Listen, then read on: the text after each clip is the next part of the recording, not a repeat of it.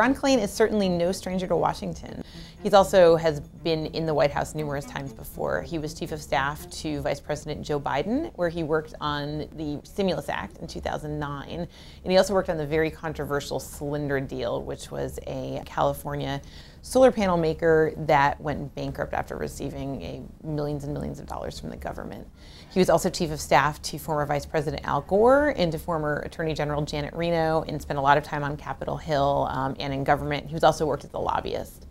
Republicans are criticizing the White House for bringing in someone who is essentially a political operative and who has spent his life in politics and law, rather than someone who is a physician or an infectious disease expert. So they've definitely been roundly criticized for that, especially since he's been so involved in Democratic politics. But I think that the legacy of the Obama presidency is going to be one of the most significant in our time. The White House has definitely said that mistakes have been made and that missteps have been made with the U.S.'s response to the Ebola outbreak kind of across the board. Klain will not usurp the CDC. They are doing a public health thing. This is more of a Washington-based response.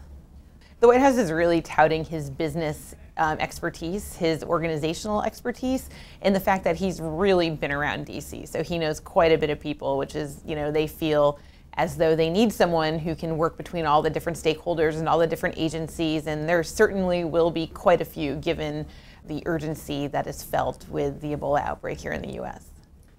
Perhaps one of Klain's biggest claims to fame is that he was played by Kevin Spacey before in the HBO movie Recount about the Bush-Gore election.